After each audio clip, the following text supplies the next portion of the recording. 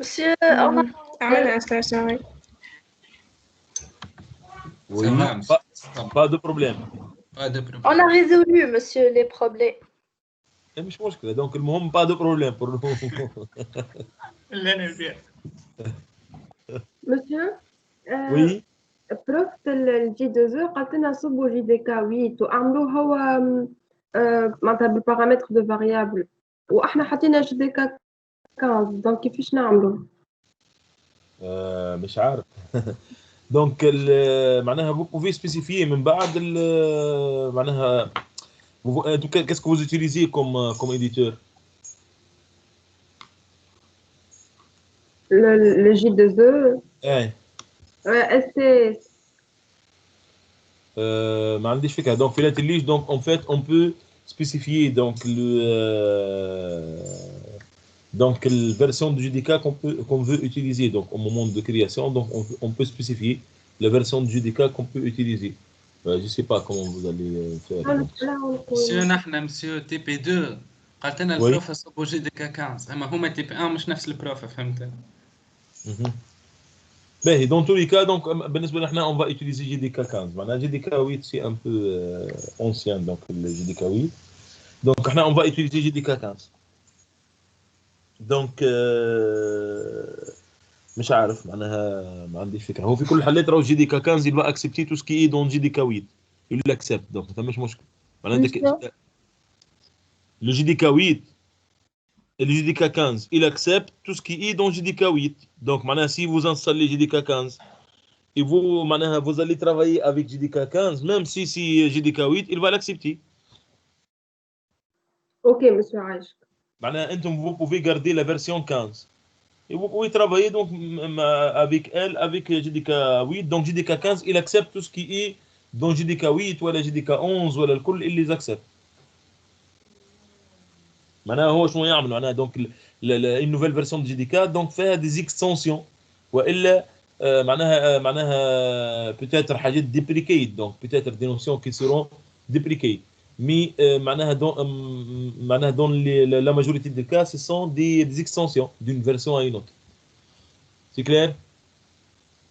monsieur بالله سامحني باش نسألك وين نلقى ليا d'installation تاعي باش نهبط بيه؟ Ben, je vais le partager avec vous, donc je vais le mettre dans le chat.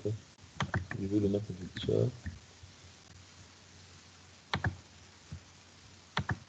Ceux qui n'ont pas encore donc fait l'installation, ils peuvent donc visiter cette page-là. Merci. Oui. Vous avez configuré Java Home et Maven Home, c'est bon, hein? Oui. Oui, monsieur. C'est très bien. Donc, Ivan, juste je vais parler un peu de Maven aujourd'hui, et puis on peut passer à une première application. Donc, est-ce que vous avez fait une séance de cours, Filassoua? اليوم الصباح.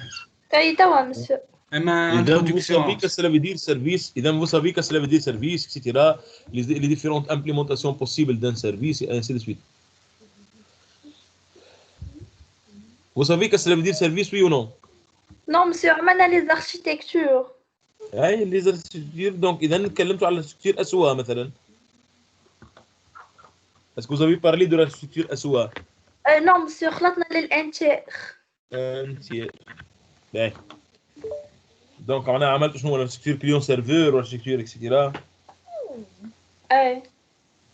trois tiers و un tiers يعني باهي مش مشكلة. donc إذا إحنا عندنا شنو donc معناها je vais parler de معناها l'architecture qu'on va utiliser احنا في le TP ça c'est un peu de l'historique ce que vous avez fait.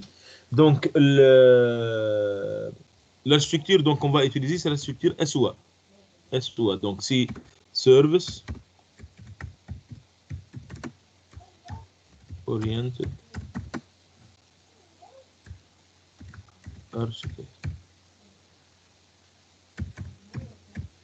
Voilà. Donc, c'est une architecture qui est basée sur la notion de service. C'est une architecture qui est basée sur la notion de service. Donc, je vais commencer par un exemple d'application donc, que vous avez eu l'habitude de les implémenter. Maintenant, donc, avec Java, avec C Sharp par exemple, donc avec la programmation web. Donc, par exemple, avec Java, si j'ai besoin d'implémenter une méthode qui calcule la somme, ou elle fait C#, etc. Comment je dois faire ça? Comment je dois faire ça? Donc, ça doit être une méthode qui est implémentée en Java et qui retourne quoi? La somme, par exemple, de x et y. Est-ce que je peux, par exemple, implémenter cette méthode-là en Python et l'utiliser avec Java, avec ce que vous avez vu jusqu'à maintenant? Non. Non, je ne peux pas faire ça. Sauf si je passe par, si vous voulez, donc l'équivalent d'une boîte à lettres. La méthode écrit le résultat dans un fichier texte, par exemple. Et le langage Java, donc l'application en Java, elle va accéder à ce même fichier texte et elle va lire l'information à partir de ce fichier texte. Donc, je vais utiliser ce fichier texte sous forme de quoi? De pont entre les deux applications donc écrites en deux langages différents.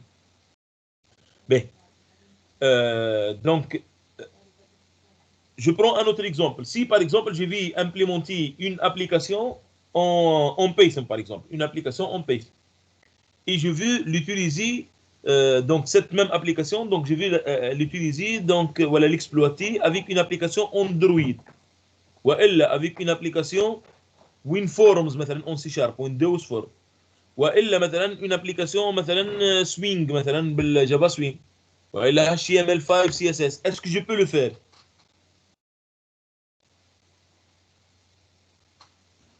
Oui. Normalement, oui. Par exemple, maintenant, si j'écris maintenant un code en Python et je veux appeler ce code-là donc dans une application Windows Form, je peux le faire avec ce que vous connaissez hein, jusqu'à maintenant. Non. Avec ce que vous connaissez jusqu'à maintenant, je ne peux pas le faire. Je peux pas le faire. Ouais. Donc, j'ai deux problèmes.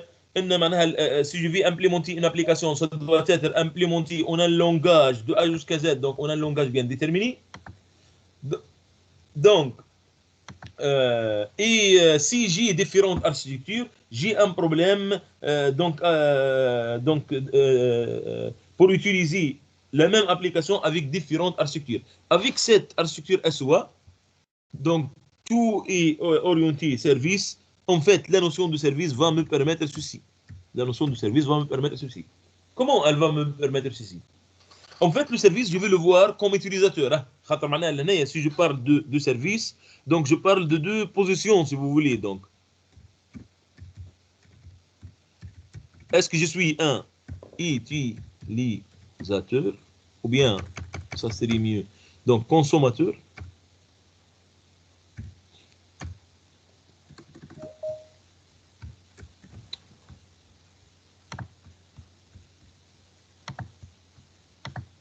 Oui, donc est-ce que je suis consommateur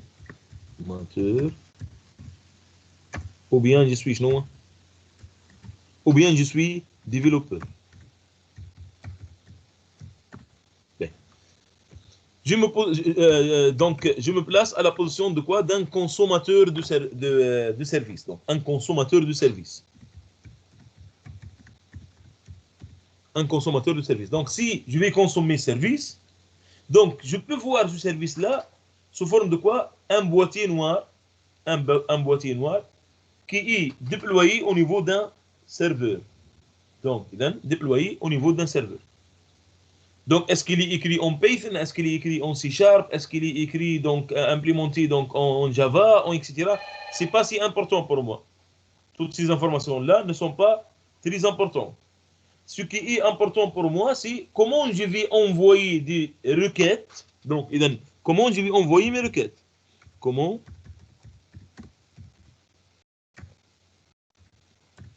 j'envoie mes requêtes?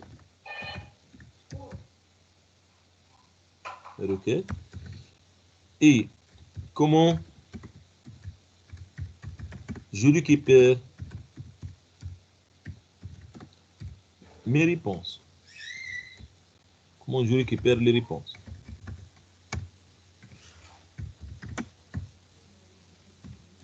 Réponse. Est-ce que vous voyez les choses ou non? Oui. Ben, je prends un exemple un peu loin donc, de la programmation, etc. si j'ai مثلا un groupe, donc j'ai un groupe formé par des gens qui parlent différentes langues.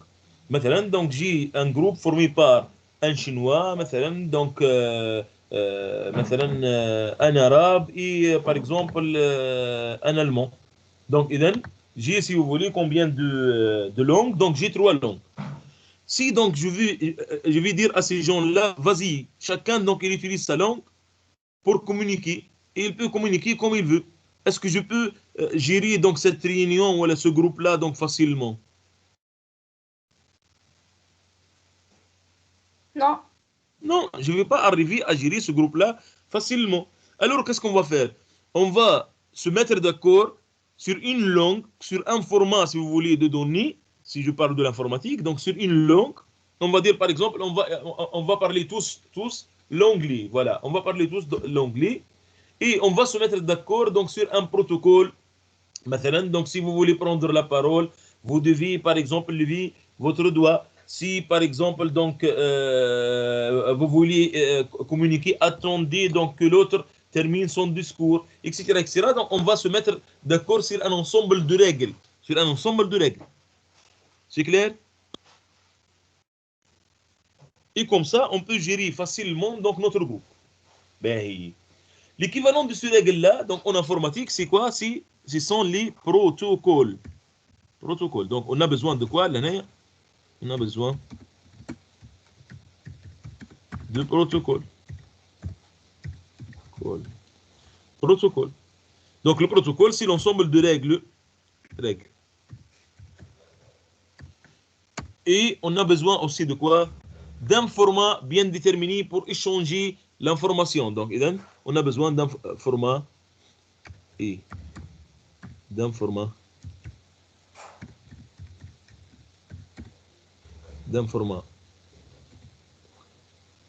de données. Et d'un format de données. Voilà, d'un format de données.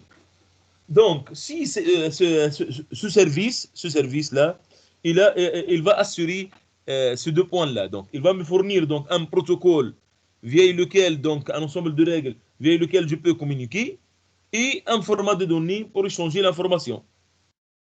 Ce format de données donc va être standard. Tous les langages, toutes les architectures, etc. connaissent ce type ce format de données.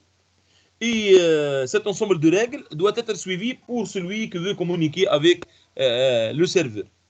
Si j'assure ces 2 points-là, est-ce que les différentes architectures peuvent communiquer avec ce service-là?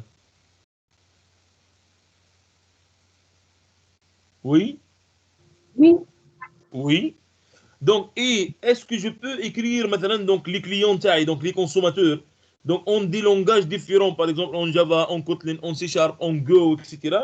Et le service, par exemple, il peut être implémenté en un autre langage, sans aucun problème. Comme maintenant, si je suis un arabe, je vais communiquer avec un chinois, puisqu'on s'est mis d'accord qu'on utilise l'anglais comme langue, et sur le protocole avec lequel on va diriger donc nos communications, ça y est, le problème est résolu. C'est clair, oui ou non? Oui, monsieur. Mais en fait, donc ce SOA, donc pour cette architecture, on a 2 types de formats de données qui sont chinois. Donc format de données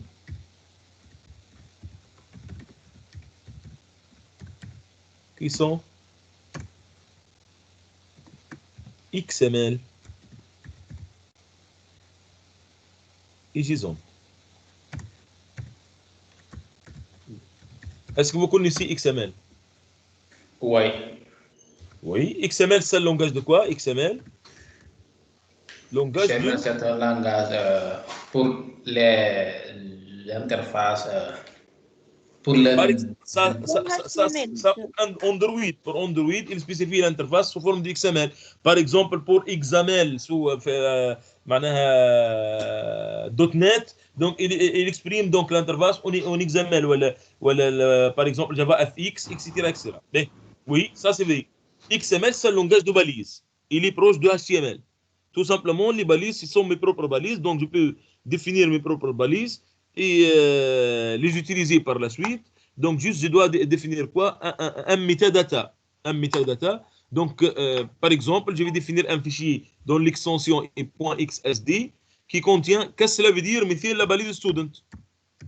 Qu'est-ce que ça veut dire la balise student? Quelles sont les propriétés de cette balise student? Quel est le type de chaque propriété, etc., etc. Tout ça, je vais le mettre dans un fichier, par exemple, .xsd ou bien .dtd, et je peux par la suite donc utiliser ces balises-là. C'est clair? Monsieur, Oui. بلي سامحني جوست جيسون مزية شنو يعني؟ عاود لي. انت قلت لنا الفورما دو دوني XML ou bien JSON. اي اي شنو بالضبط؟ شنو هما الاكسمال والجيسون؟ XML سي بون مي جيسون شنو؟ باش نشرحهم من زوج. Je vais expliquer les deux, demoiselle. Je vais expliquer les deux. XML, par exemple, si maintenant je vais transmettre une information qui concerne un étudiant. Donc, qu'est-ce que je vais faire? Je dois déclarer une balise student et je vais dire, par exemple, un étudiant est caractérisé par quoi? Par name. Le name, مثلا, donc, voilà, first name, last name. Name, par exemple. Donc, name, Ahmed Ben Mohamed.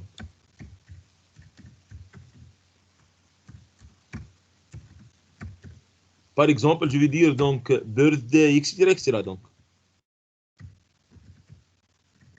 birthday. Et je vais spécifier donc le birthday, ou bien ça peut être quoi? Donc, day, month, etc. Vous voyez les choses ou non? Est-ce que vous voyez les choses? Oui. Voilà, donc, et lorsque je termine donc mon étudiant, il suffit de faire quoi? Il suffit de fermer la balise student. Donc, l'information, elle va être englobée en quoi? Donc, maintenant, entre des balises, balises fermantes, voilà, sous forme de propriété. Ça peut être aussi student et espace name, et je mets égale la valeur, virgule, sans virgule. Donc, espace, etc., etc. C'est clair? Donc, ça, c'est XML. Bien. Donc, JSON, donc, pour JSON,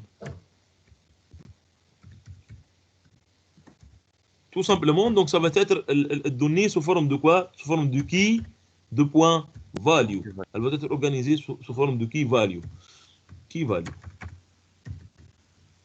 Comme par exemple, si je vais représenter la même information pour un étudiant, il suffit de faire quoi? D'ouvrir une accolade. Et je vais dire quoi? Un étudiant est caractérisé par quoi? Par name, deux points, la valeur de name, Ahmed. Donc, virgule. Donc, par exemple, marque, c'est 15.5, virgule, etc., etc. Vous voyez les choses ou non? C'est bon? Oui. Oui. Bien. Si j'ai donc plusieurs étudiants, il suffit de faire quoi? Il suffit d'ajouter, donc, par exemple, un tableau. Ça va être un tableau JSON. Et ainsi de suite, et ainsi de suite.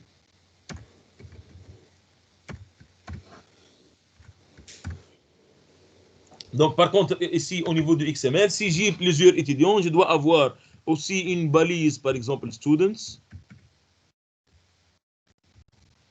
Et je dois citer, donc, par exemple, je dois répéter, donc, student plusieurs fois. CTRL-C. Je peux répéter, donc, student plusieurs fois. Et lorsque je termine tous les étudiants, il suffit de faire quoi? Il suffit de fermer la balise principale. Student à la fin S. Est-ce que vous voyez les choses? Oui. C'est bon. Donc, ça c'est la différence entre JSON et XML. À votre avis, quel est le plus lourd? C'est JSON ou bien c'est XML? Du point de vue de extraction de l'information. Si je veux extraire l'information. C'est XML. C'est XML. Car XML, c'est englobé en des balises. Donc, maintenant, je dois utiliser quoi? Je dois utiliser un parseur qui va faire le parcours d'un arbre. Donc ça, c'est sous la forme d'un arbre. Donc, ça c'est la racine. Ça, c'est, par exemple, le fils gauche, le fils droit, voilà, le premier fils, le deuxième fils, etc. Et chacun, donc, c'est organisé en des nœuds. Et je vais parcourir cet arbre-là pour extraire, donc, l'information. Par contre, au niveau de JSON, c'est sous forme de key value, comme un dictionnaire. Donc, il suffit d'avoir la clé pour récupérer, donc, le value. C'est clair? Oui. Donc, vous voyez, j'ai deux formats de données, donc XML, JSON, donc, et pour les protocoles,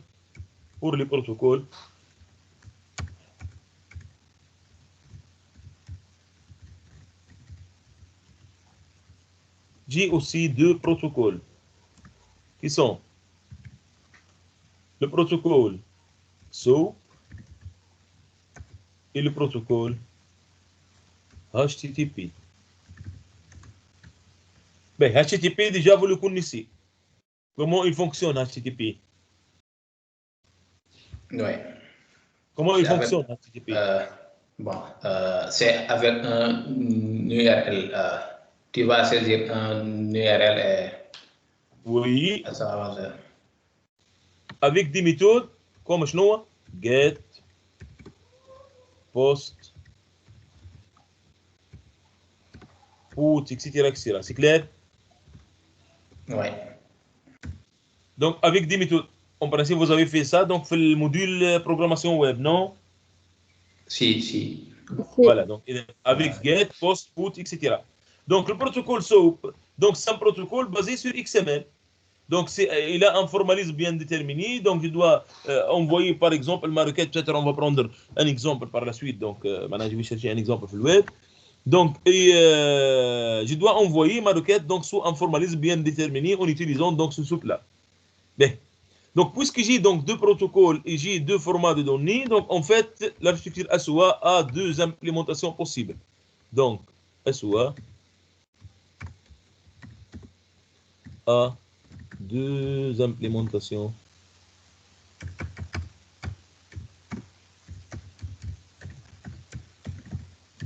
possibles, voire trois. Je vais dire pourquoi voire trois. Donc, deux implémentations possibles. Qui sont ces implémentations possibles? Donc, SOAP, ça c'est la première implémentation.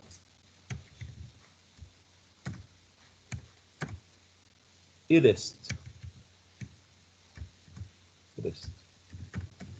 La deuxième implémentation.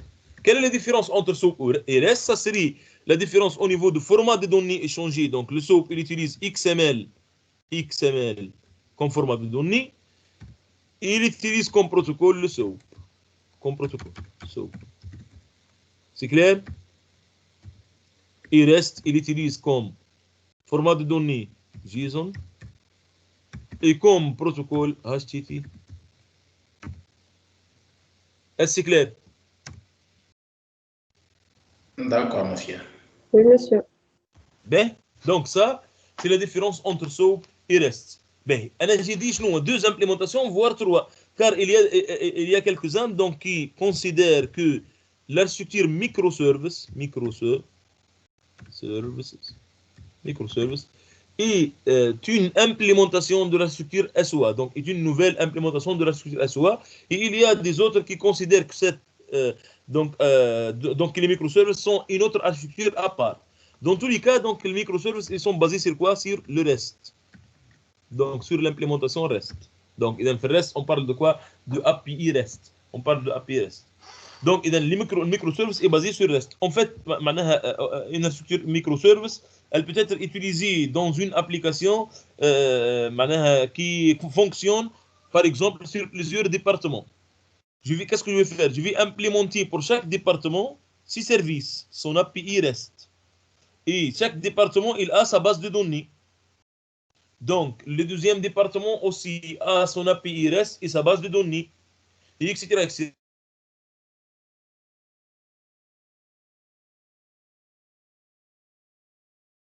Je vais utiliser un API Gateway, l'équivalent de switch. Vous avez fait un peu de réseau, oui ou non? Oui. Donc, vous connaissez ce que ça veut dire switch? Juste non. Non, vous ne savez pas ce que ça veut dire switch? En fait, Non. switch, donc, il va jouer le rôle de quoi? Si vous voulez, d'un agent de police qui va orienter, par exemple, donc, les voitures à gauche, à droite, etc., selon, si vous voulez, est-ce que ce chemin-là, il est encombré, est-ce que, etc., etc. Donc, maintenant, il va faire plus ou moins donc, ce travail-là. En fait, donc, ce API Gateway, qu'est-ce qu'il va faire? Si j'ai une requête, je vais l'envoyer à mon API Gateway. Et le API Gateway, elle va me chercher le service adéquat qui va répondre à cette requête-là. dans l'un des départements, ou bien elle peut récupérer donc les données de tel département, de département X, et les données de département Y, et elle va les fusionner pour me rendre donc le résultat. C'est clair? Oui, monsieur. Voilà. Donc,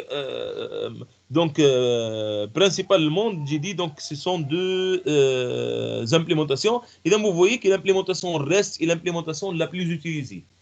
Pourquoi l'implémentation en fait, au départ, donc, avec l'apparition de la structure SOA, ça a été uniquement donc l'implémentation SOAP. Mais avec l'utilisation, ils ont remarqué que cette donc, implémentation SOAP est très lourde et donc elle prend beaucoup de temps à cause de quoi? À cause du formalisme donc XML et l'extraction donc des données XML et ainsi de suite, de ces balises ou la vérification donc de ces balises, est-ce qu'ils sont bien structurées et ainsi de suite. Donc ils ont opté pour cette API REST, donc pour cette deuxième implémentation, donc REST avec les JSON, comme on a dit, donc c'est beaucoup mieux. Juste SOAP, il est meilleur donc par rapport au reste de point de vue sécurité. Mais on peut résoudre ces problèmes de sécurité donc via donc, le reste avec des frameworks, comme شنو? Comme Spring Security. Donc Spring Security, il gère quoi? Il gère tout ce qui est authentification.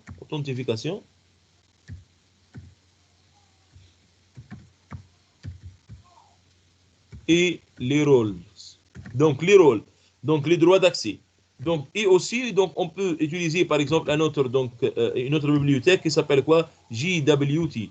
Donc JSON Web Toolkit, si je me trompe pas donc dans donc l'abréviation. Donc JSON Web Toolkit. Donc qu'est-ce qu'elle fait donc ce JWT? Il va sécuriser l'échange des données. Donc, je peux sécuriser donc l'échange des données donc via JWT. Et même Spring Security, il peut donc sécuriser l'échange via donc la cryptographie. مثلا un protocole de cryptographie, donc SD5 par exemple, donc pour crypter l'information, et comme ça donc je peux échanger l'information.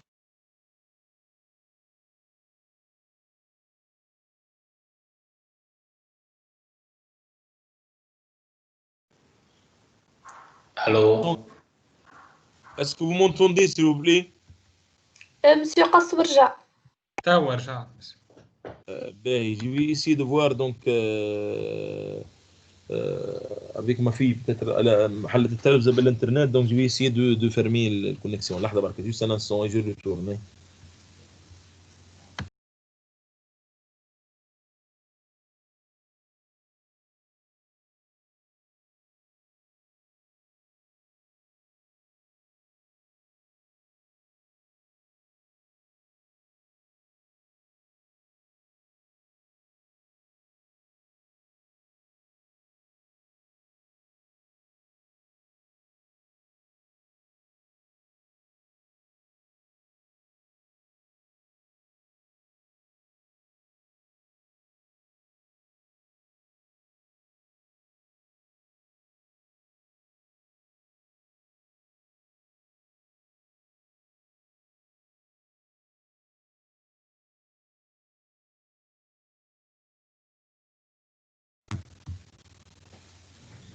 Est-ce que c'est bon?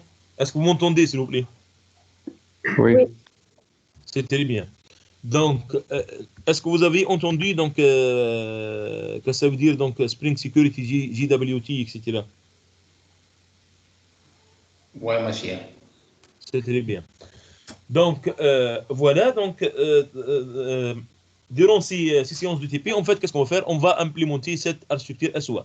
Et on va se positionner comme consommateur et développeur. Comme consommateur, je dis donc, il suffit que mon langage ou bien mon architecture implémente quoi? Elle comprend donc l'XML et toutes les architectures comprennent XML et JSON. Et donc HTTP, donc ça c'est toutes les architectures donc donnent une implémentation pour get, post, put, delete, etc. pour les méthodes de HTTP. Et on va se concentrer le plus donc sur cette implémentation REST. Est-ce que vous y êtes? D'accord. Nous aurons donc des exposés à préparer comme d'habitude. et un projet donc à faire kiff comme d'habitude. Donc aujourd'hui, donc qu'est-ce que je vais faire? Je vais parler un peu donc de Maven, donc un peu de Maven.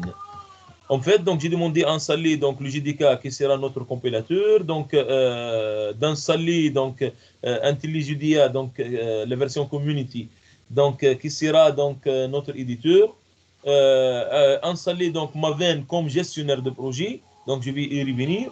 Donc et Postman pour tester notre back-end, le back-end donc c'est les services ou l'accès, les bases de données, etc. Ça c'est le back-end. Le front-end, ça va être quoi? Donc tout ce qui est les clients, par exemple un client web, un client مثلا écrit en WinForms, etc. Ça c'est le front-end. Donc et PostgreSQL, ça va être notre SGBD. NPM et Node.js, معناها juste ils sont utilisés par Angular. Donc ils sont utilisés par Angular. C'est clair?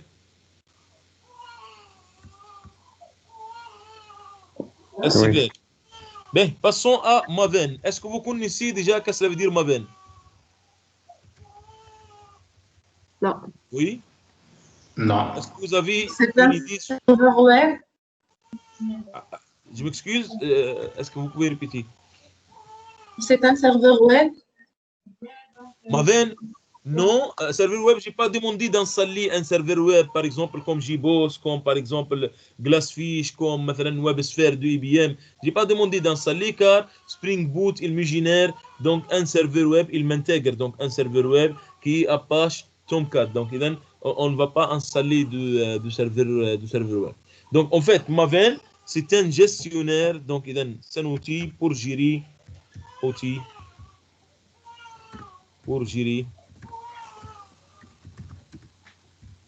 les applications.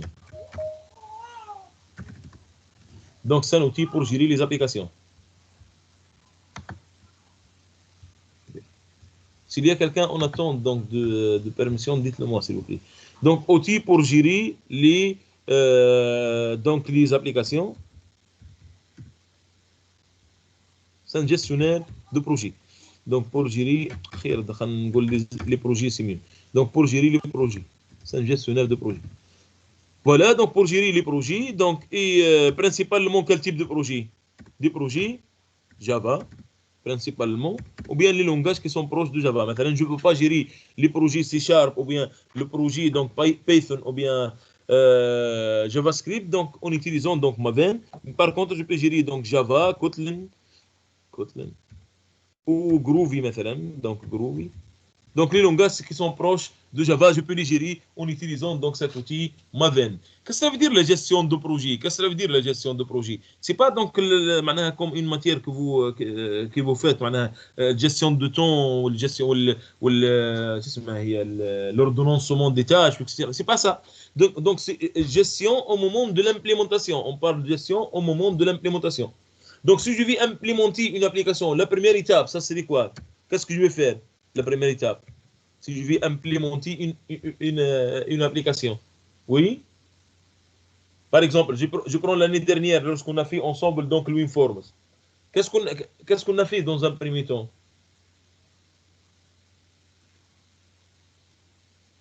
Oui? Les interfaces. Avant de passer aux interfaces, etc., donc on a créé notre projet, c'est vrai, oui ou non? Ah oui, bien sûr. Après avoir donc créé notre projet, donc Visual Studio, qu'est-ce qu'il a fait pour nous? Il a créé la structure de projet.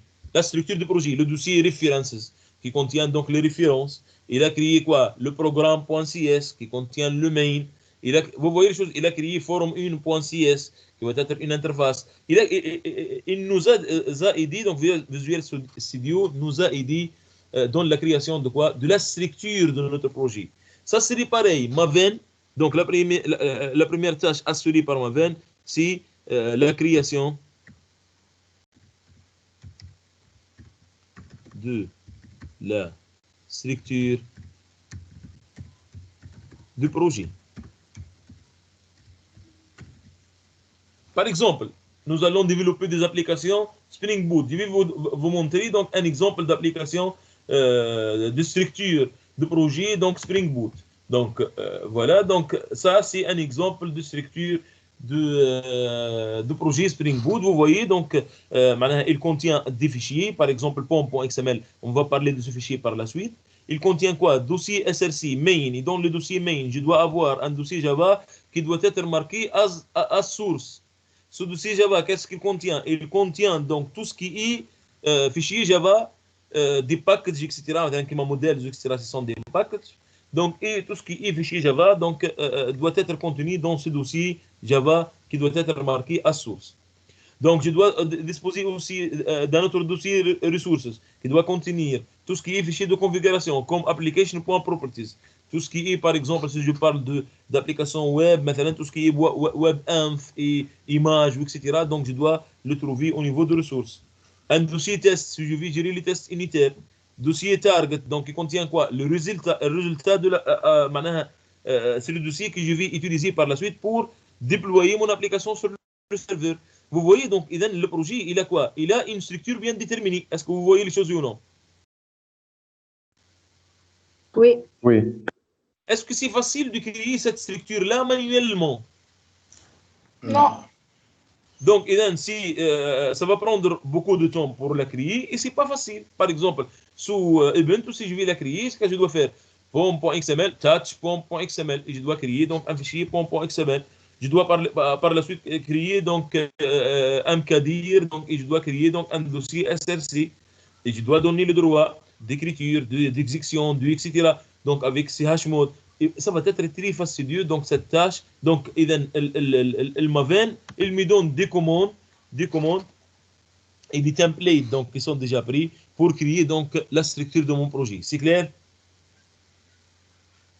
Oui, monsieur. Est-ce que c'est clair?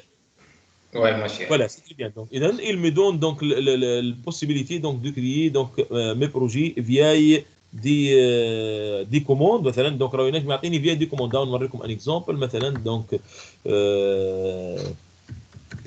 modèle. مثلا donc on va prendre un exemple.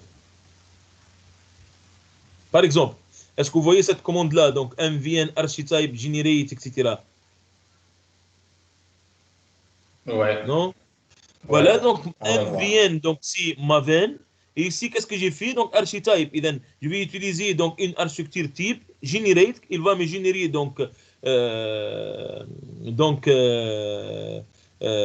un template ou une structure. Et je précise quoi? Le groupe ID qui va être le nom du groupe qui a créé donc, cette application. Donc, l'artefact ID, ça va être le nom de, donc, de mon projet, et ainsi de suite, et ainsi de suite. Donc, il y a des données donc, à spécifier. Et comme ça, il peut me créer donc, la squelette, voilà, la structure de mon projet. C'est clair? Oui, monsieur. Voilà. Donc, là, on va utiliser donc, Spring Initializer pour créer donc, la structure de nos projets, donc Spring Boot. Donc, je reviens donc, donc c'est la création de la structure de projet. Donc, ça, la première étape, la première fonctionnalité assurée par Maven. Donc, la deuxième fonctionnalité assurée par Maven, après avoir créé la structure de projet, qu'est-ce qu'on va faire? En fait, en créant des projets, par exemple, si je prends l'exemple de projet que vous avez réalisé l'année dernière en C#. En fait, lorsque vous avez utilisé la bibliothèque PDF Sharp, voilà, lorsque vous avez utilisé la bibliothèque Speech Recognition, donc, qu'est-ce que vous avez fait dans un premier temps? Qu'est-ce que vous avez fait? Bon, on a importé la bibliothèque, mais Ouais, avant bibliothèque. d'importer la bibliothèque, en principe, vous devez chercher la bibliothèque, la télécharger, l'ajouter aux références, et puis pour pouvoir par la suite l'utiliser donc en using telle bibliothèque ou telle classe, etc. C'est clair? Ouais. Donc, dans la plupart du temps, si j'ai besoin des bibliothèques, qu'est-ce que je dois faire? Je dois aller chercher ces bibliothèques-là, les télécharger et l'intégrer dans mon projet. Donc, toutes ces étapes-là vont être automatisées par Maven. Et Maven, qu'est-ce qu'il gère aussi? Gère les dépendances. Les dépendances, ce sont les dependencies, ce sont les bibliothèques, et les plugins qui sont l'équivalent de mes compilateurs. Donc, les plugins. Donc, gère les dépendances et les plugins. Comment il va les gérer? Il va les gérer via un fichier pom.xml. Donc, ce pom.xml, donc, qu'est-ce qu'il a, ce pom.xml? Oui. Monsieur, ما فهمتش معناها les dépendances. Les dépendances, ce sont des bibliothèques, demoiselle. مثال انت ناخذ exemple اكيد معناها tous les étudiants donc ont passé par cet exemple. Par exemple, l'année dernière, lorsque vous avez utilisé donc lorsque vous avez implémenté بالGDBC la connexion donc مثلا sur Oracle مثلا نحب نعمل connexion et je vais réaliser donc une connexion à une base de données Oracle ou MySQL ou autre. Qu'est-ce que je dois faire? Mais je dois télécharger le driver. Oui. Je dois télécharger le driver مثلا MySQL ou le driver مثلا donc Oracle ou etc. donc pour Java ou pour C# ou etc.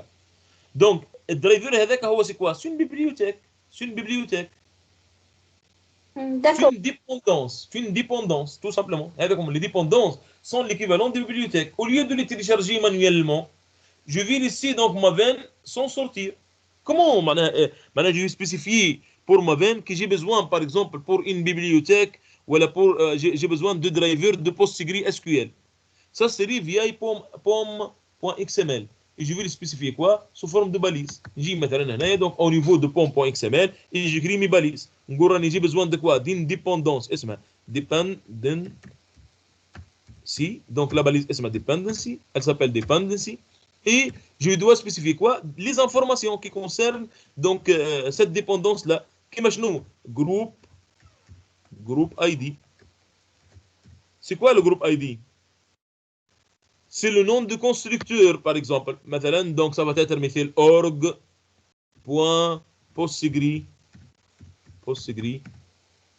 C'est le groupe qui a construit donc cette bibliothèque-là. Donc groupe ID. Mais je peux aussi spécifier quoi, par exemple? L'artefact ID. Artefact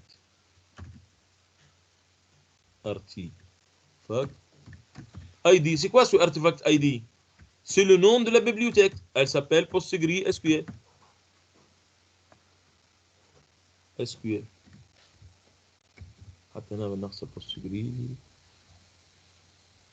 J'ai oublié, est-ce que c'est Postgre ou bien PostgreSQL? C'est pas grave, donc, et c'est artefact ID. Qu'est-ce que je suis en train de faire? Je suis en train de spécifier la bibliothèque.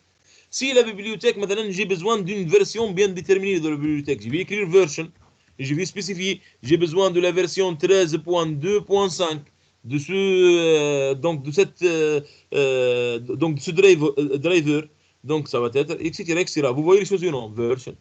Si par exemple c'est facultatif, version est facultatif. Donc si maintenant donc par exemple ma bibliothèque n'est pas standard, n'est pas dans le repository standard de ma veine, et donc je dois spécifier quoi? L'URL d'où il va télécharger cette bibliothèque. Je vais dire http etc. Et ainsi de suite, je dois spécifier l'URL. Si vous avez toutes ces informations-là, est-ce que vous pouvez télécharger cette bibliothèque-là, oui ou non? Oui. Donc, c'est pour cela, ma veine, qu'est-ce qu'il fait? Donc, il me demande juste de spécifier donc le dependency. Donc, de spécifier donc les dépendances, les bibliothèques que je vais télécharger sous forme de quoi? Sous forme de dépendances. Et toutes les bibliothèques, ça va être quoi? Dans une balise qui s'appelle dependencies. C'est clair? Oui, monsieur. Et ça serait pareil pour les plugins. Donc, il y a dependencies. Et les plugins, tout simplement, il suffit de remplacer quoi? Il suffit de remplacer donc dependency par plugin et dependencies par plugins. Donc, et c'est de même, c'est group ID, artifact ID, etc. Est-ce clair? Oui, monsieur. Donc, si j'ai besoin des bibliothèques, c'est très simple. Donc, il suffit de spécifier ces bibliothèques-là au niveau de POM. Et donc, si je vais spécifier donc, les bibliothèques, je dois effectuer une petite recherche sur net. Maintenant, on va dire dependency. Maintenant, on va dire Spring Security. Je vais utiliser Spring Security. C'est qui eux?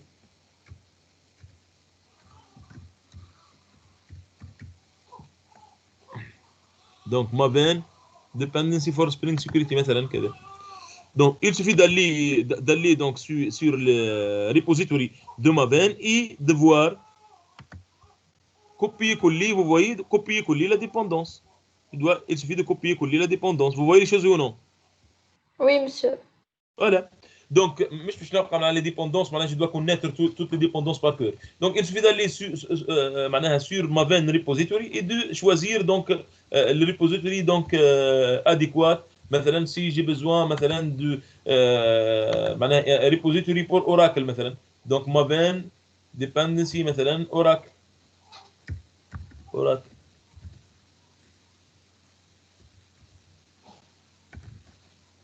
De même, il suffit d'aller donc sur le repository et de voir donc par exemple donc quelle est la version d'Oracle donc que je veux donc avoir selon qu'est-ce que je veux avoir donc comme dependency et de copier-coller donc la dépendance. Vous voyez les choses ou non?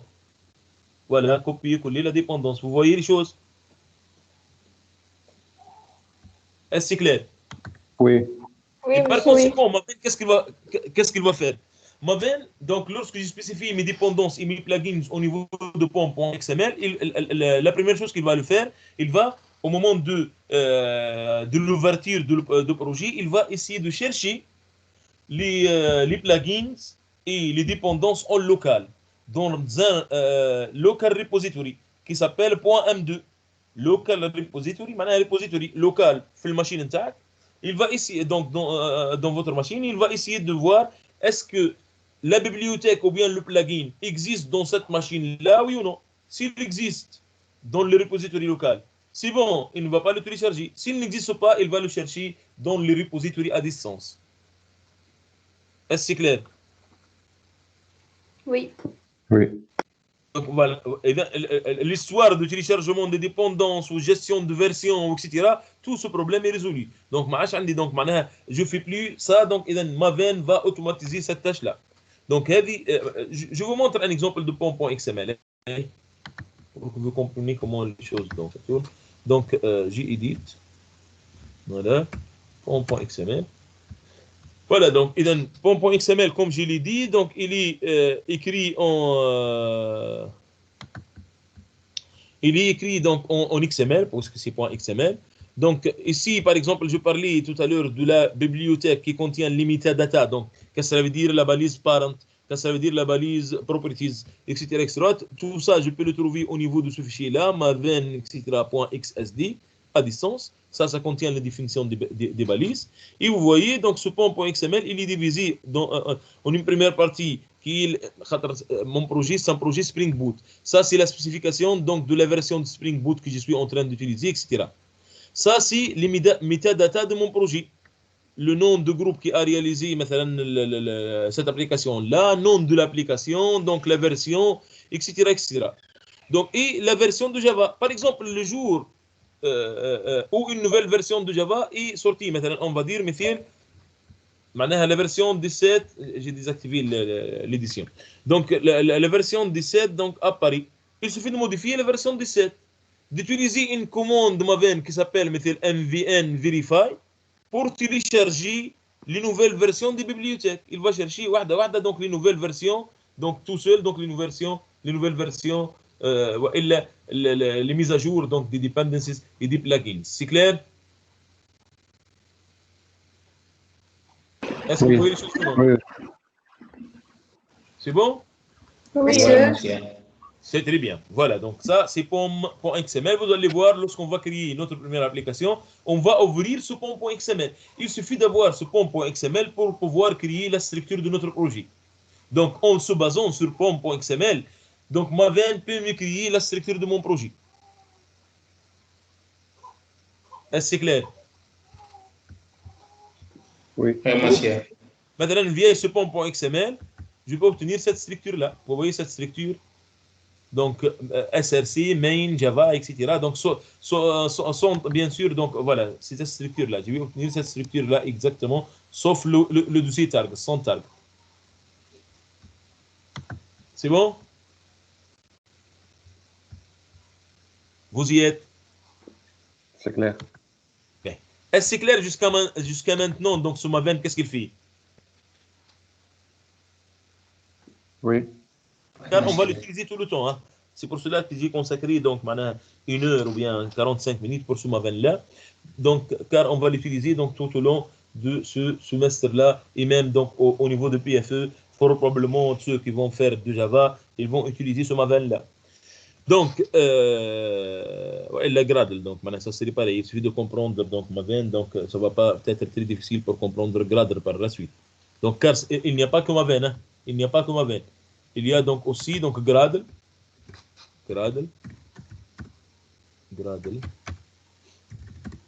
et aussi un outil de gestion de projet. Bien, donc on a dit donc que Maven, qu'est-ce qu'il permet de faire? Il permet de créer des structures de projet. Il permet de gérer donc les dépendances. Il permet aussi de quoi? D'assister. Il permet de m'assister donc tout au long donc du cycle de vie. Du cycle de vie de l'application.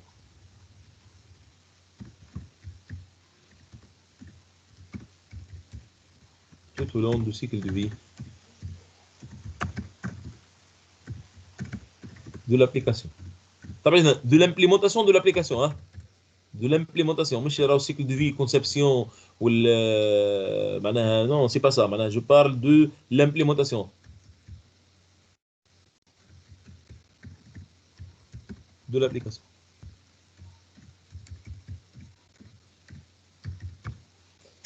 Donc, après avoir développé mon application, qu'est-ce que je veux faire en fait?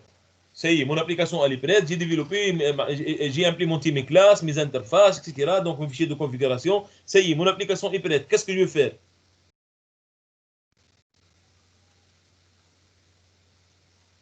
Oui. Est-ce que vous m'entendez, s'il vous plaît? نبدأ développement. Là, ça y est, développement, qu'est-ce que ça veut dire? Développement, j'ai préparé mes classes, mes interfaces, ça y est, j'ai terminé. Oui. Là? L'exécution, monsieur. Avant, la compilation. Compilation. Je vais compiler mon programme. Donc, si je vais compiler mon programme, est-ce qu'il est correct? Est-ce qu'il y a des erreurs? Donc, s'il y a des erreurs, je vais les corriger, ainsi de suite. Donc, Maven peut assurer donc, cette tâche de compilation via MVN compile. Comme je l'ai dit, donc, en compilant, alors, je ne vais pas utiliser que JDK. Je peux utiliser aussi quoi? Des autres compilateurs, donc des autres plugins donc, qui vont compiler donc, une partie de mon application. Donc, MVN compile, elle va compiler toute l'application, y compris l'utilisation des plugins et ainsi de suite. Donc, elle va être assurée via MVN compile. Si j'ai des erreurs, donc il va me rendre la main pour corriger donc, les erreurs. L'étape suivante, ça c'est quoi? Comme vous l'avez mentionné, c'est l'exécution. Si je parle d'une application, donc SE, Java SE, donc j'ai exécuté, qu'est-ce que ça veut dire? Lancer l'équivalent de l'exécutable, si vous voulez, pour visualiser, donc il a interprété le fichier .class. Donc, l'exécution, elle va être assurée via MVN install. MVN install. Donc, MVN install, ça, ce sont les noms des commandes. Hein. Sur Windows, peut-être, ça va être MVNW. Ça peut être MVNW, non pas MVN tout court. Donc, l'exécution est quoi aussi? Ça, c'est l'exécution et MVN install, elle permet de faire l'exécution et de générer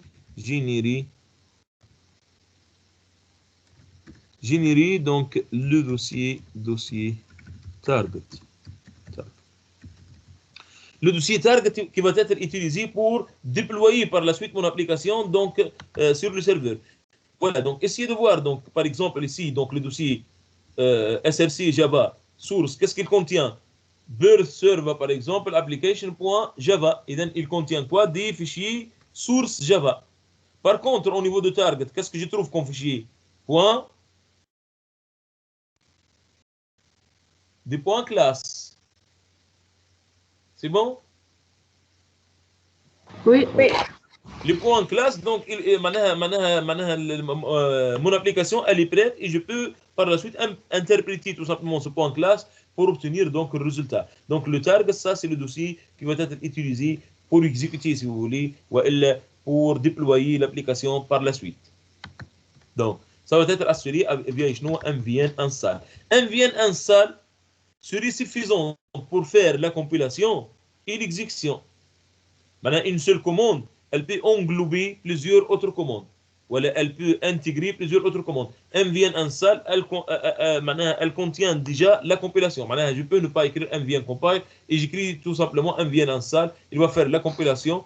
S'il y a des erreurs, il va me rendre la main. Sinon, il va générer le dossier target. C'est clair? Oui. C'est clair. Donc, Maven peut aussi m'assister, par exemple, si je vais générer une nouvelle version de ce target-là. Comment je peux faire? Donc, je peux écraser la version précédente de target. Écraser la version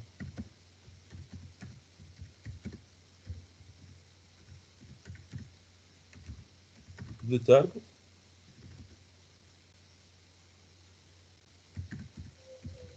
Comment je peux faire ça? C'est via MVN clean. MVN clean. C'est clair?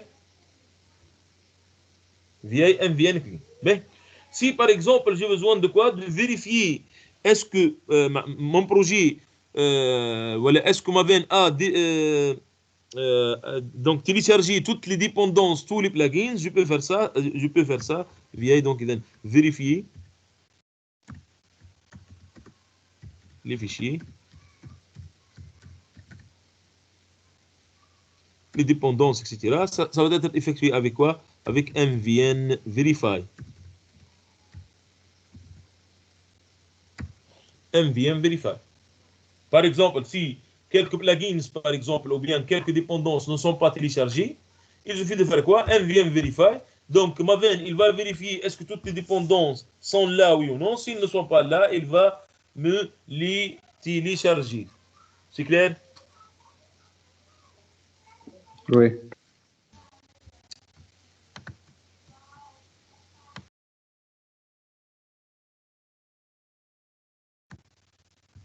Bien. Donc, vérifier les fichiers. Par exemple, si je vais effectuer des tests unitaires. Test unitaire. Est-ce que vous connaissez ce que ça veut dire test unitaire?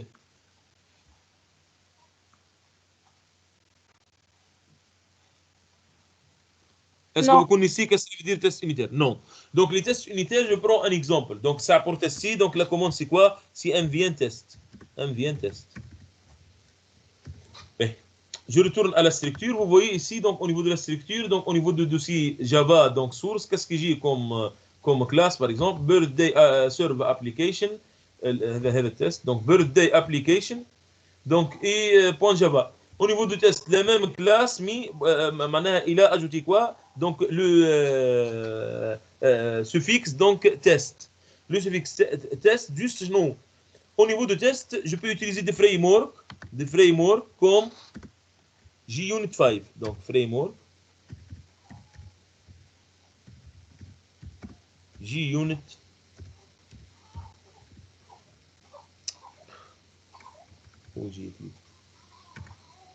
Clean.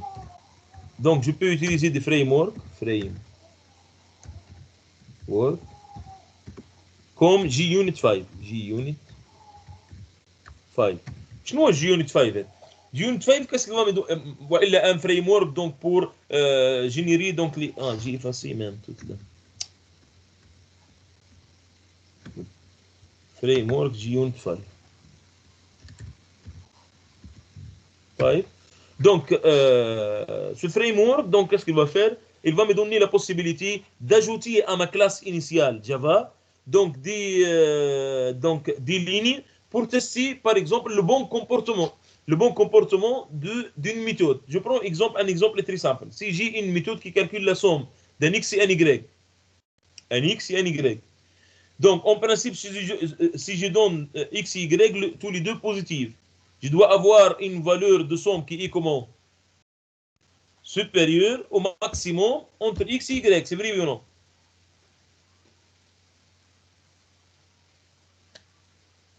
Est-ce que vous comprenez?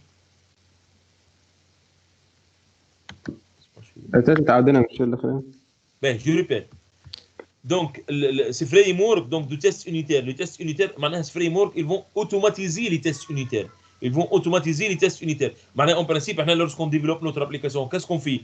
On l'exécute et on essaie d'exercer quelques tests. C'est vrai ou non? Oui. مثلا إذا عندنا une fonction, نقول راني الفونكسيون هذه مثلا elle prend voilà cette méthode là, elle prend en paramètre quoi? Deux entiers positifs. Oui, elle calcule la somme.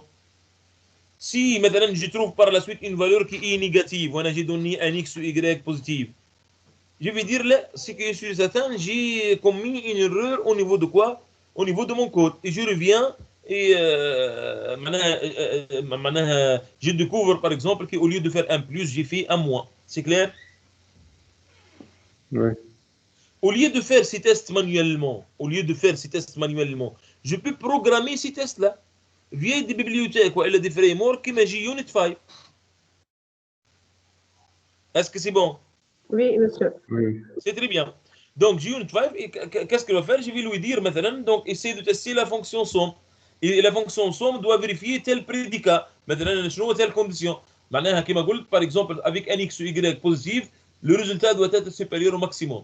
Donc, JUnit 5, qu'est-ce qu'il va faire? Il va générer deux valeurs positives, il va exécuter le corps de la méthode et il va vérifier si le résultat est bon. Il vérifie le contrainte, le prédicat. C'est bon, il va me dire OK. Sinon, il va me rendre une erreur ou une exception. Il va dire, faites attention, tu as commis une erreur logique au niveau de ton code. C'est clair? C'est clair. Oui. Dans tous les cas, soit si on a un peu de temps, on va utiliser donc ce JUnit 5. Si on n'aura pas de temps, il y aura donc maintenant ce JUnit 5, il va faire l'objet donc d'un des exposés que vous allez les préparer.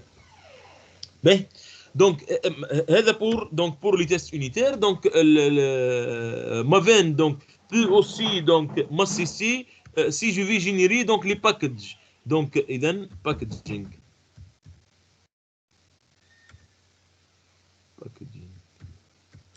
Si je vais générer donc les packages.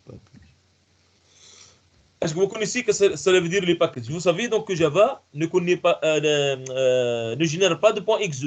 Par contre, il peut générer quoi? Des points jar, des points war, des points here. Quelle est la différence? Le premier donc point jar c'est Java archive, war c'est web archive, ou here c'est enterprise archive. Donc le Java archive, c'est tout simplement donc un dossier compressé, ça colle archive, donc ils sont tous des dossiers compressés. La différence c'est au niveau de contenu et par conséquent au niveau de la taille. Celui donc le fichier ayant la plus petite taille c'est .jar, celui ayant donc la plus grande taille c'est .ir. Jar, qu'est-ce qu'il contient? Il contient juste les points classe et quelques fichiers de configuration.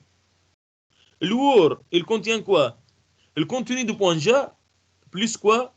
Tout ce qui concerne le web, tout ce qui est servlet, tout ce qui est web amp, les images par exemple, tout ce qui est des fichiers .jsp, etc. Donc tout ce qui concerne donc le web. Will donc ça contient la totalité de l'application. C'est clair? Oui. C'est clair. Voilà, donc si je vais générer ce fichier-là, donc je peux le générer via une commande qui s'appelle mvn package. mvn package. Package. Est-ce que c'est clair? Si je vais par exemple déployer l'application, donc déployer. Est-ce que vous connaissez ce que cela veut dire déployer? Oui, monsieur. Oui. Donc déployer l'application sur le serveur.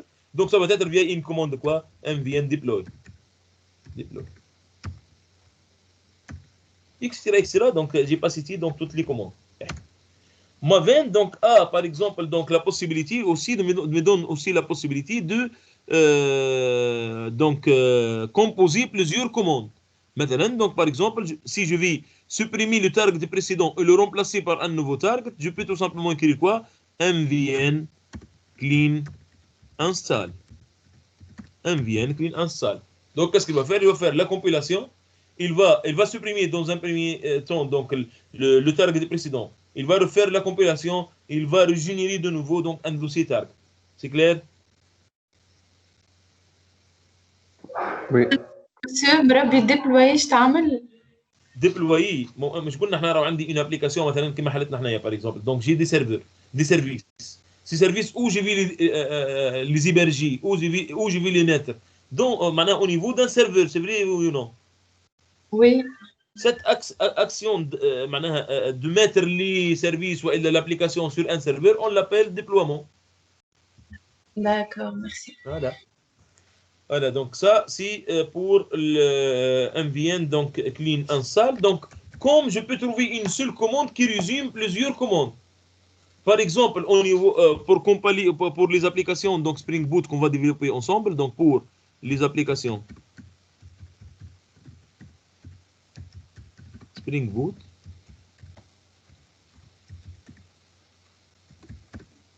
pour les applications Spring Boot, une seule commande serait suffisante qui est mvn spring -boot mvn spring -boot .run. Donc cette commande qu'est-ce qu'elle va faire?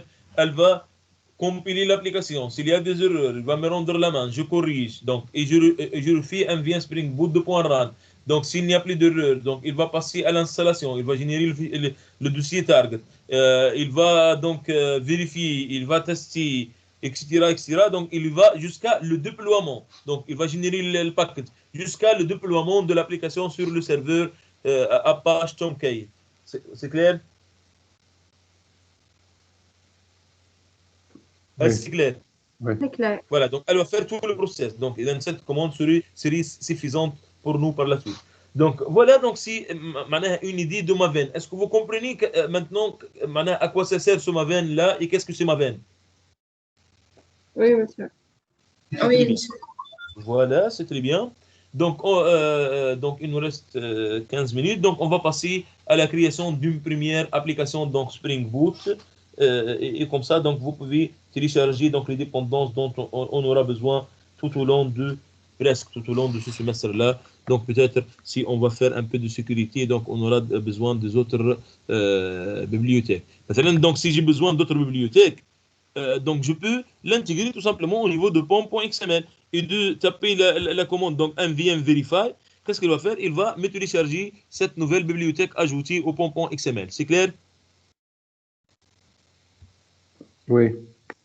Voilà, passons donc à la création de notre première application. Donc pour créer notre première application, donc il suffit d'aller donc sur le site donc Spring Initializer.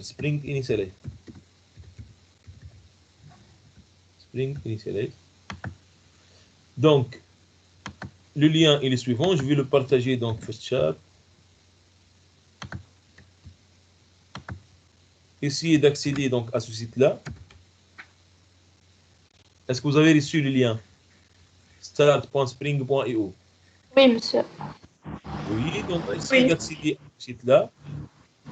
Et on va créer ensemble donc notre première application Spring Boot.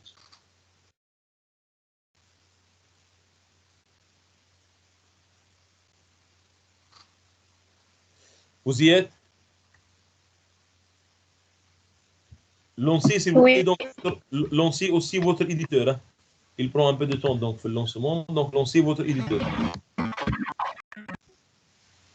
En lançant votre éditeur, donc vous allez obtenir cette fenêtre-là sans la partie gauche, hein, sans cette partie gauche. Donc vous allez obtenir donc cette partie-là. Voilà. Donc essayez de me suivre pour créer donc notre projet. Vous voyez donc cette interface-là, donc pour créer donc une application Spring Boot, donc il accepte Maven ou Gradle. J'ai parlé de Maven ou Gradle comme gestionnaire de projet. Il accepte comme langage Java, Kotlin et Groovy. Donc nous allons utiliser comme gestionnaire de projet Maven et comme langage Java.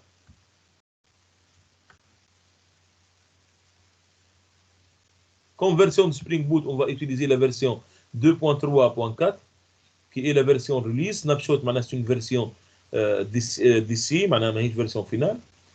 Donc, et on va spécifier les informations qui concernent notre projet. Par exemple, comme groupe ID, on va spécifier maintenant tn.esg.soa.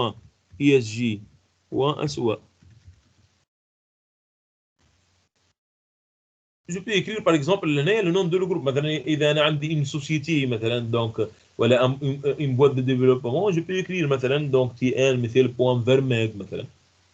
C'est clair? Oui.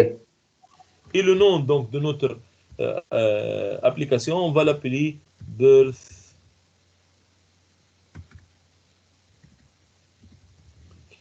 Server.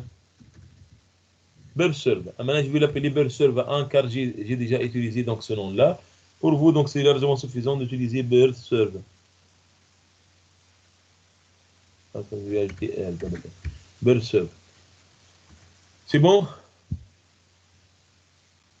Oui. C'est clair?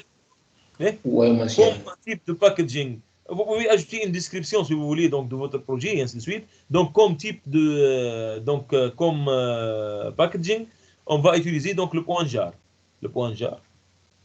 Et comme version donc de Java, vous voyez, il accepte 8, 11, 15. Et ce sont les versions LTS. LTS معناها long time support. Donc en principe 8 ça va être bientôt ما عادش long time support. Je crois ظهر لي l'oracle ما عادش معناها elle n'est plus donc long time support. Je crois le 11 ou le 15 حاليا. Donc le 8 entre 8 et 11 il y avait des versions qui met 9 ou 10. Ça a été des versions intermédiaires, donc des versions LTS. Et entre 11 et 15 ça a été il y avait donc 12 ou 13 ou 14. Et معناها 15 donc elle vient de sortir donc je crois il y a 20 jours ou moins de 20 jours. C'est bon? Oui, monsieur. Ben, les dépendances, on va ajouter les dependencies, les bibliothèques qu'on va utiliser. Voilà, donc vous cliquez sur Add Dependencies, et on va ajouter quelques bibliothèques. On va ajouter cette première bibliothèque, donc Spring Boot DevTools. Donc c'est une bibliothèque qui va nous aider un peu. Donc côté accélération, donc de restart de notre application, donc live reload, etc., la configuration et ainsi de suite. Donc on va ajouter cette bibliothèque-là. Donc, on va aussi ajouter donc, une bibliothèque Actuator, Spring Boot Actuator. Donc, cette bibliothèque donc, va nous assister donc, si on veut voir donc, l'état de notre application, donc le health. Notre application elle est en production, l'application taille, donc les clients sont en train d'utiliser cette application et je vais gérer les sessions. Donc, كما قلت الهيلث de mon application, etc. Tout ça, je peux le faire via cette bibliothèque Actuator. Donc, on va l'ajouter. Vous êtes en train de me suivre? Oui, monsieur. Oui, Essayez de faire la même chose. Hein. Donc, on va aussi ajouter, donc, puisqu'on va développer donc, des applications, donc Spring Boot et exactement des applications REST, on va ajouter donc Spring Web. Vous voyez, donc Spring Web permet de développer des applications, y compris des applications web, y compris donc RESTful, c'est REST. Et donc Spring Web. Puisque nous sommes en train de manipuler donc des données ou accès aux bases de données, etc., on va ajouter donc Spring Data GPA.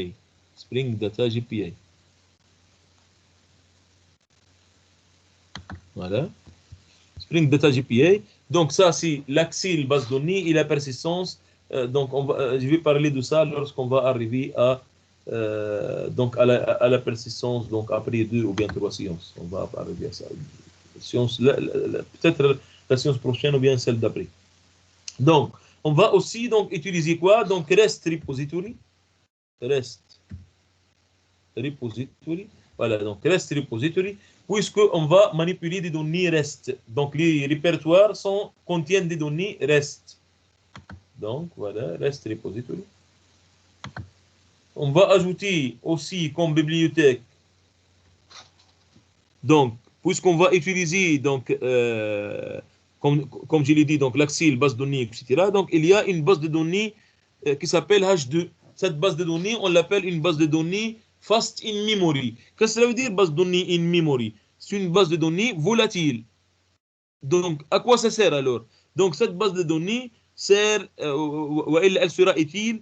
Donc, si je suis en train de développer mon application, maintenant, si mon application est snapshot, maintenant, c'est une version de C, donc, je peux donc opter vers l'utilisation de cette base de données, donc H2.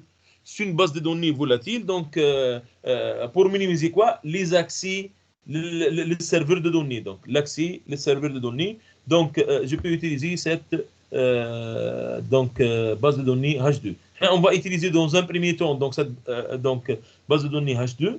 Et puis, on peut facilement donc, migrer vers une base de données réelle comme PostgreSQL. Est-ce que c'est clair? Oui. Donc, ça, c'est H2. Puisqu'on a dit on va utiliser donc PostgreSQL, on va ajouter PostgreSQL Drive. Donc, c'est la bibliothèque qui travaille sur PostgreSQL. Donc, il vous sélectionnez PostgreSQL. Et on va ajouter aussi la bibliothèque Lombok. Cette bibliothèque donc, est une bibliothèque très intéressante puisqu'elle va nous permettre de réduire la taille de nos classes Java par l'introduction des annotations. Par exemple, si j'ai besoin d'écrire les getters et les setters, je n'ai pas besoin de générer getters et setters, tout simplement, je vais aller donc au-dessus de ma classe et je vais donc injecter les annotations suivantes. Aerobasque getter, aerobasque setter. Et voilà, tous les getters et les setters vont être générés. C'est clair?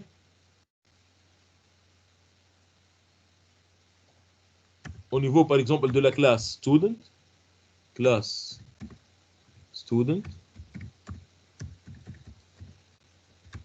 Donc, student, par exemple, qu'est-ce qu'il contient? Il contient donc private int id, private string name, etc. Donc, si je vais définir donc, mes attributs et je vais générer les getters et les setters, il suffit d'écrire getters et setters. Alors, qu'est-ce qu'on va me générer? Get ID, set ID, get name et set name. Est-ce que c'est clair? Oui, monsieur, juste oui. كنتعاود لي dependencies فيسع خاطر يظهر لي تعديت واحدة وأنا نحط في البي سي في الشارج. C'est pas grave. Donc, je peux aussi redéfinir, donc, juste un instant, je peux aussi redéfinir quoi, tout string, ou equals, ou hashcode, etc., les constructeurs, et ainsi de suite. Si je vais générer un constructeur non paramétré, ça va être aerobasque, no args constructor. Si je vais générer un constructeur, donc, ayant tous les paramètres, ça va être quoi? All args constructor.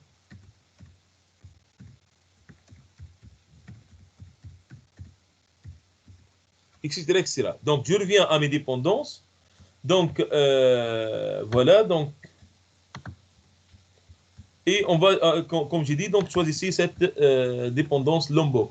Je répète les dépendances qu'on a intégrées. Spring Boot DevTools, Spring Boot Actuator, donc Spring Web, Spring Data GPA, REST Repositories, H2 Database, PostgreSQL Driver, and Lombok.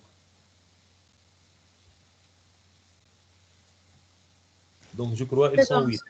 1, 2, 3, 4, 5. Oui, voilà. Est-ce que c'est clair? Pardon, monsieur? Oui. Et maintenant, quand on a fait toutes ces installations, comment on va faire comment on va faire le lien avec Intel? Oui, voilà. Je vais vous montrer ça. Il suffit de cliquer sur Generate ou bien Control Enter pour générer donc votre projet. D'accord. Il va vous générer en principe un dossier, voilà. Un dossier compressé. Donc juste, vous allez décompresser ce dossier-là.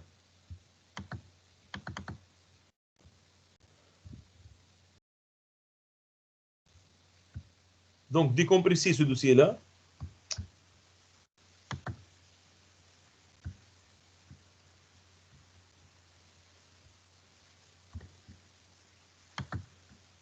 Voilà, donc il suffit de compresser. Extract, et par exemple. Voilà, donc il suffit d'aller donc à votre éditeur et de chercher donc Open, le choix, donc vous sélectionnez le choix Open or Import. Est-ce que vous y êtes?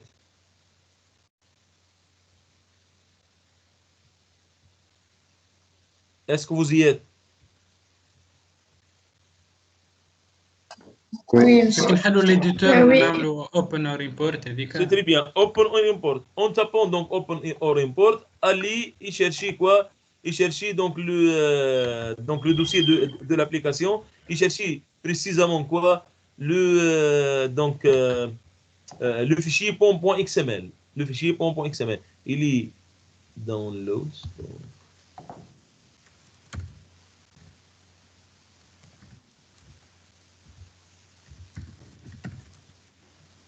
Voilà, donc au niveau de download, j'ai appelé mon projet dans Birth Server.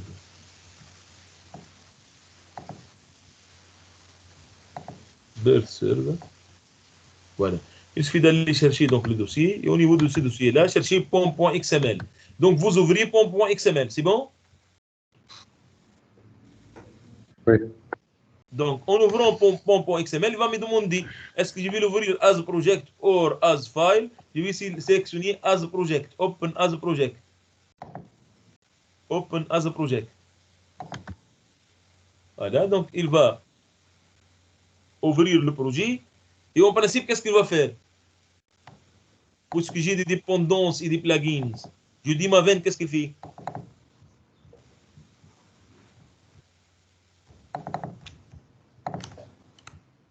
Il va chercher les dépendances et les plugins. Est-ce qu'ils sont déjà stockés en local, dans le repository local .m2, oui ou non? Sinon, il va essayer de les chercher donc, en ligne. Essayez de voir avec moi. Donc, il va m'écrire qu'il va essayer de résoudre resolving Maven dependencies. Voilà, il m'a écrit resolving Maven dependencies. Il est en train de vérifier est-ce que toutes les dépendances sont là, oui ou non? S'il y a une dépendance ou plusieurs qui ne sont pas là, il va les télécharger en ligne. C'est bon? Vous voyez, cette étape n'a pas pris beaucoup de temps. Donc, chez moi, car je dispose déjà d'ici dépendance donc en local.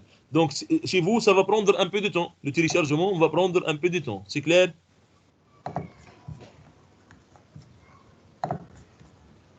Monsieur, après le téléchargement شنو يجينا قلت لنا نختاروا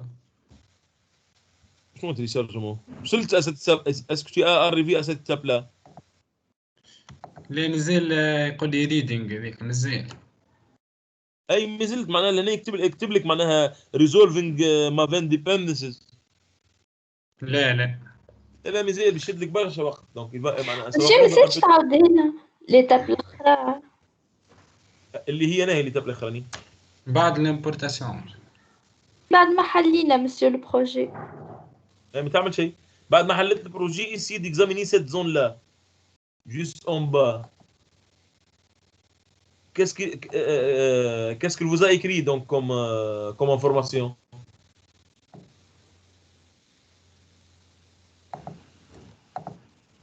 Bon, il est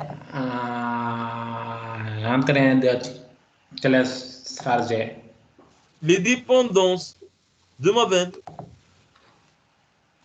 Ouais. Oui. Attendez un peu. Donc j'ai dit que ça prend un peu de temps. Ça prend un peu de temps. c'est pas grave. Donc, vous pouvez donc le laisser donc en train de télécharger et de me suivre et vous pouvez répéter ça chez vous donc lorsque le téléchargement se termine.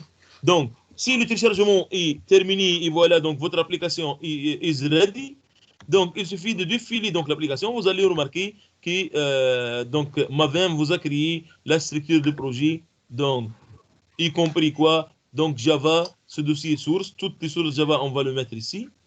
Donc, contenant, donc il vous a généré donc le main, la classe contenant le main. Donc voilà, imaginez la classe contenant le main, juste qu'est-ce qu'elle fait au niveau de main, Spring Application.run. Il va lancer donc une instance de cette classe-là et tout simplement il a ajouté la notation Spring Boot Application pour dire que cette application est de type Spring Boot. Est-ce que c'est clair?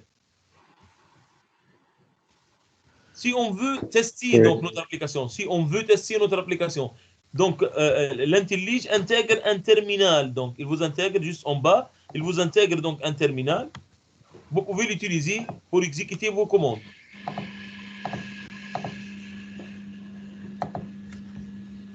Et on a dit donc pour compiler, exécuter, etc., déployer une application Maven, une application donc Spring Boot, il suffit de faire quoi? MVN, d'exécuter la commande MVN Spring Boot .run. MVN Spring Boot .run. Est-ce que vous y êtes? Essayez de me suivre et de répéter ces étapes-là donc lorsqu'il termine donc le téléchargement de dépendance. MVN Spring Boot .run. Donc il suffit d'exécuter cette commande-là pour voir donc qu'est-ce qu'il va nous donner comme résultat. Ici de remarquer donc qu'il va générer un dossier target ici en orangé. Donc pour comprendre donc MVN Spring Boot passe par, si vous voulez, par toutes les autres commandes, compile, install, etc., tout le process presque.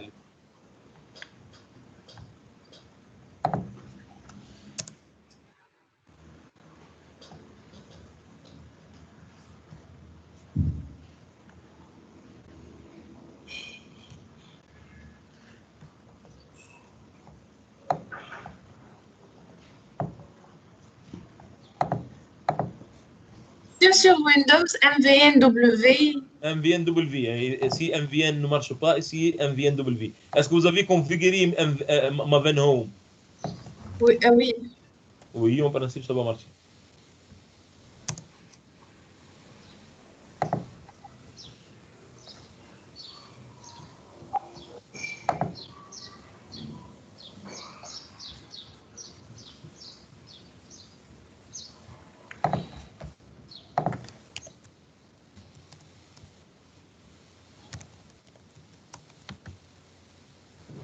Voilà, si je vais actualiser, est-ce que vous voyez la création de target, de dossier target? monsieur بجانبي MVNW كهو monsieur في الويندوز. MVNW espace spring-boot.run, c'est la même commande. يقول لي not recognized monsieur. MVN Spring Boot.run, oui. يقول لي not recognized.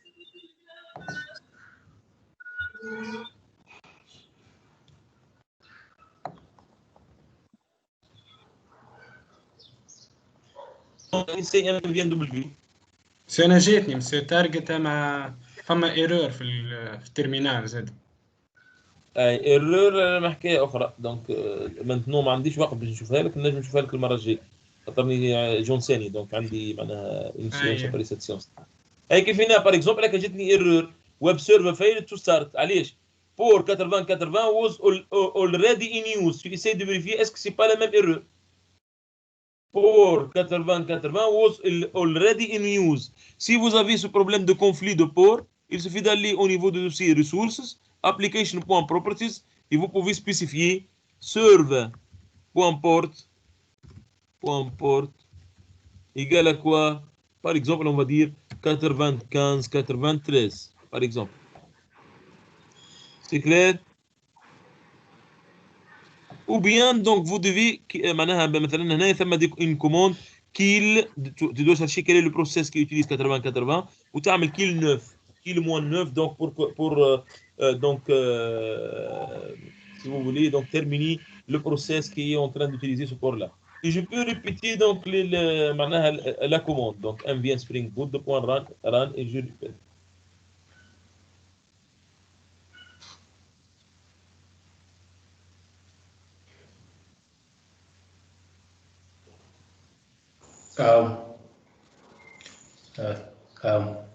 Monsieur, Oui.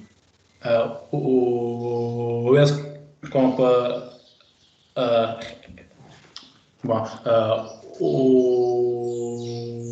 où est-ce qu'on peut retrouver l'enregistrement? L'enregistrement, je vais vous envoyer le lien. D'accord. Voilà, donc qu'est-ce qu'il m'a dit? Donc, l'application started in 6 seconds, et ainsi de suite. Donc, il m'a dit quoi?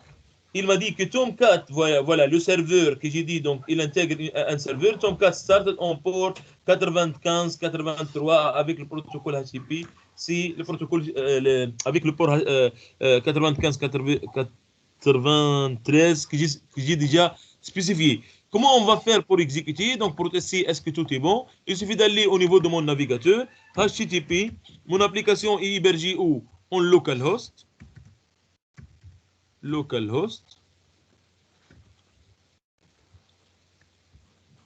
HTTP de point. Et le port est 95-93. Et voilà, je vais lancer donc mon application. C'est bon, donc il m'a rendu donc le profile et il m'a donné donc l'état de mon application. Donc c'est bon, tout est bon. Mon application est en train de d'être donc elle peut récupérer des requêtes et elle peut donc rendre des réponses. Donc bien sûr, on n'a rien implémenté pour le moment, donc c'est un projet vide. Vous voyez les choses ou non? C'est un projet vide. C'est bon?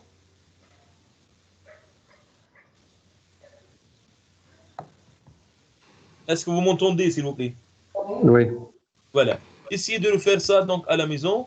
Donc, juste dans ces étapes, ils vont vérifier donc que toute l'installation donc elle est bonne, etc. Donc, et tout marche bien et ainsi de suite. Donc, et la prochaine fois, on va poursuivre pour créer nos modèles. Donc, pour la création des modèles. Si vous voulez arrêter donc le serveur, il suffit d'aller juste sur le terminal et de cliquer CTRL-C pour arrêter donc le serveur. C'est clair? D'accord. Voilà, on se voit la prochaine fois, malheureusement, donc je dois arrêter car j'ai une بس cliente. تبعتوا Je vais vous envoyer l'enregistrement, oui. l'enregistrement. Oui, donc je vais vous envoyer donc les liens. D'accord. On se voit la prochaine fois, Inch'Allah. إن شاء الله.